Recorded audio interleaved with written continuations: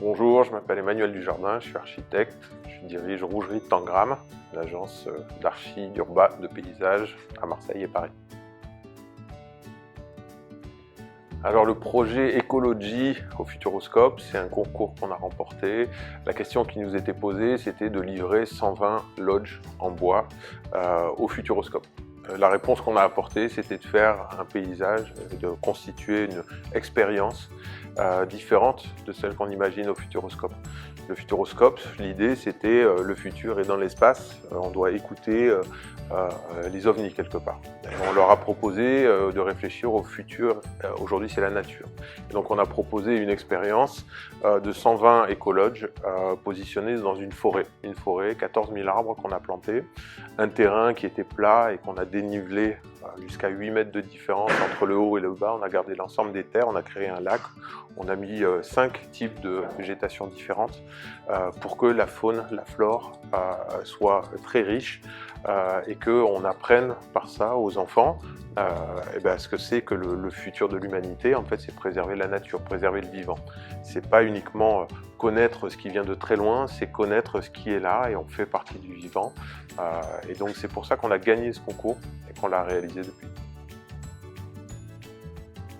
Le projet, il est non seulement écologique du point de vue faune, flore, paysage, il est écologique dans le sens où 80% des entreprises sont issues du tissu très local.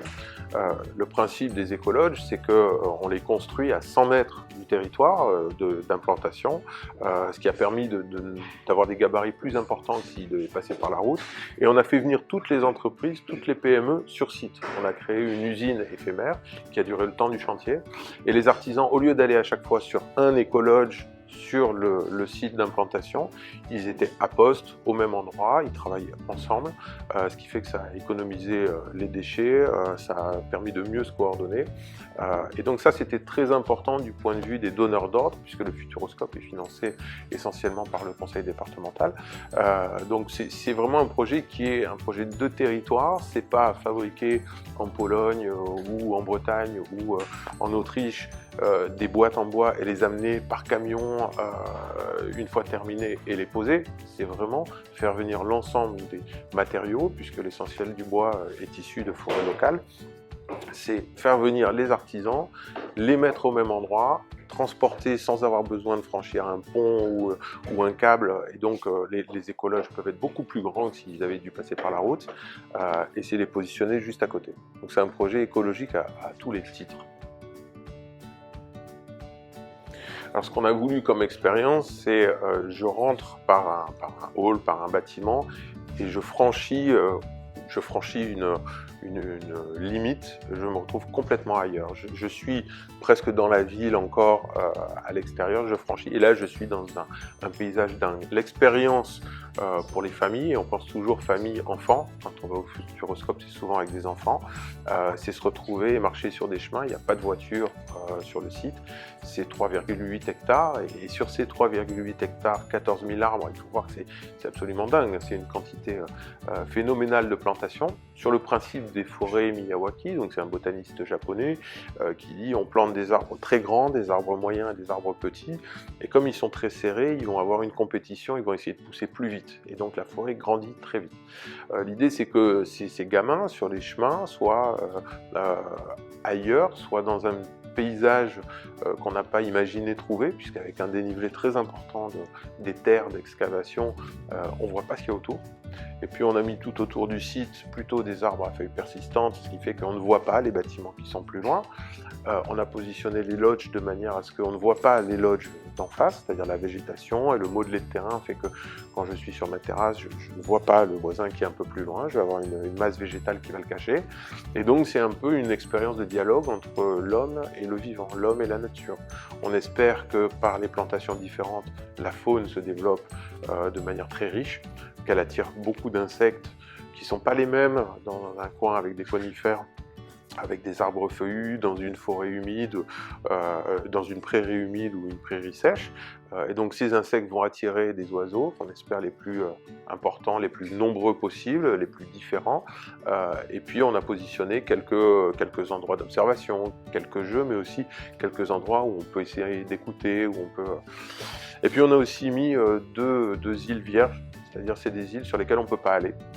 Au milieu du lac, hein, on a positionné un lac d'un hectare à peu près.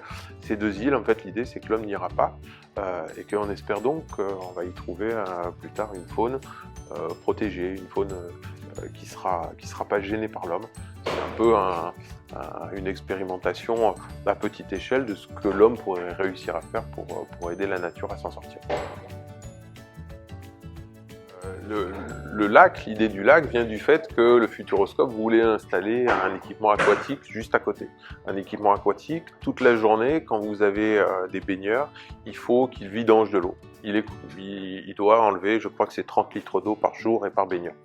Cette eau, plutôt que de l'envoyer dans les tuyaux, on a eu l'idée de l'utiliser, bien sûr de la filtrer, et de la mettre dans ce lac en fait, qui est sur 3 étages différents, avec des petites cascades.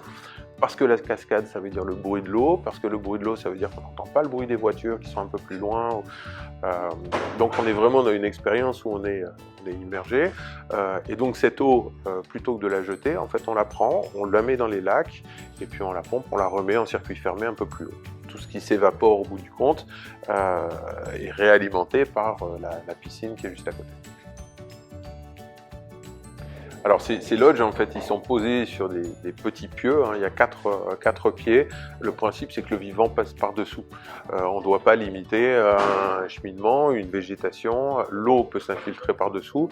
Ce ne sont pas des bâtiments avec des fondations, ce sont des boîtes qui sont positionnées à 20 cm au-dessus du sol. Le sol continue à passer, les animaux continuent à passer, le sol reste vivant. L'important aujourd'hui, c'est de ne pas tuer le sol. On a besoin de respecter ce sol, il est vivant en profondeur, l'eau s'y infiltre, les racines passent, et donc tout ça c'est bénéfique pour la nature. Les écologes, le principe c'est qu'ils ne sont pas climatisés, donc on a des protections solaires à l'extérieur, on a des très grandes casquettes. Le principe c'est que si on veut être écologiste ou écologique jusqu'au bout, il n'y a forcément pas de climatisation.